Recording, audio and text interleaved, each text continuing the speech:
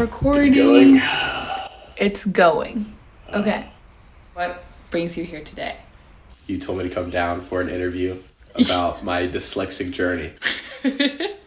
And where are we right now? We're in our house, in our dining room, next to our windows. Yeah. Sitting in these nice little chairs.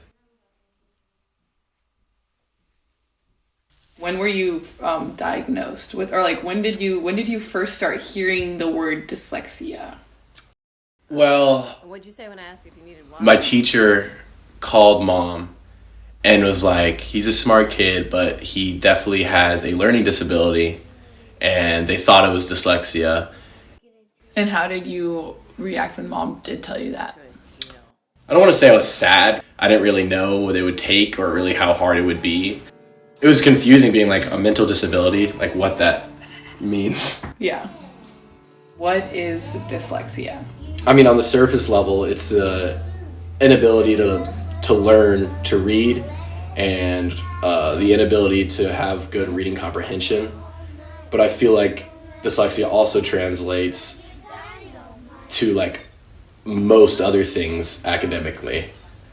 Can people have different levels of dyslexia? Definitely.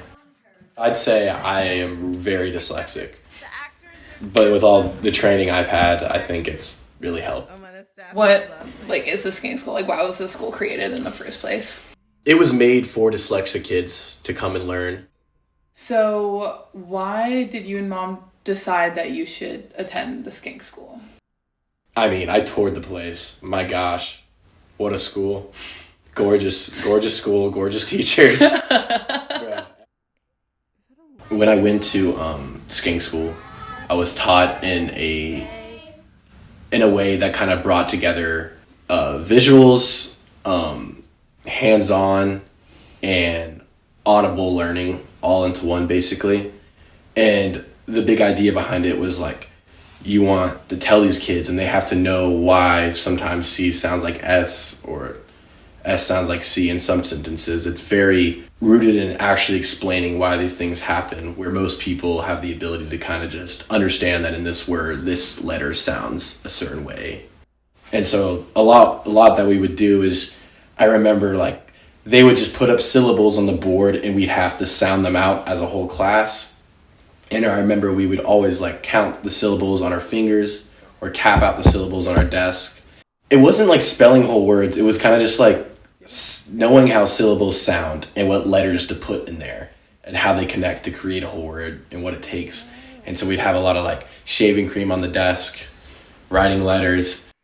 I mean, I was taught this way, but it's supposed to be better for dyslexic people because like dyslexic people kind of need a structure and a visual along with like interactive way of learning, because without it they just would never learn how to spell. It's not like it would just start to click that these letters work where they do.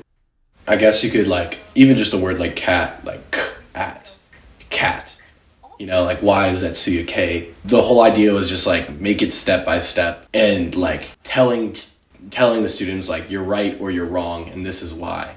You really need to actually explain, and it takes time, but like that step-by-step explanation on how words are formed through like separate syllables and why they sound like this in this section of the word is really, really important for dyslexic kids, or they're just never going to really be able to understand it. They won't just click in their head. If you look at a word enough and you know what the right word is, you know how it sounds, but if the letters look like they should sound differently, you're never going to say it the correct way. You will not say it the correct way until you are taught step by step on why this happens.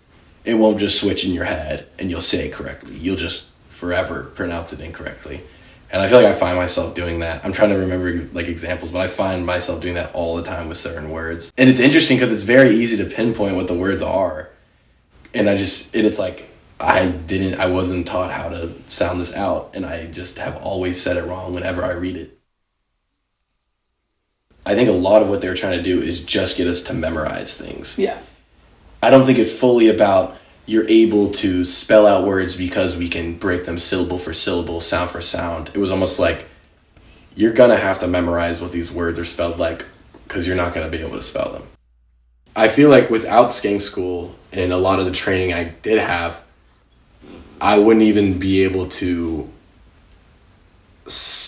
understand letters in general. Like I feel like I needed that training to get where I am now. It's definitely hard to think of myself as someone who needs more help or more accommodation than any other person. Yeah. You know, something I never really thought about, which I feel like I would think about more often, is like the idea of like, why am I dyslexic? Like, why am I unlucky? Why do I have to be dyslexic? Why couldn't I just have like a normal mind? Just like, because my parents are dyslexic, you guys are dyslexic. And I think that's like something I've never really questioned. I don't know why I say this, but it's just, I've been thinking about it recently. It's like something I've never really been like angry about or felt like worse off for it. I've never felt like that. Never felt worse off for having dyslexia or angry at the idea of me having dyslexia. And it's hard to say why, but I really think I truly believe that dyslexia opens other doors in your brain to process information and do other things.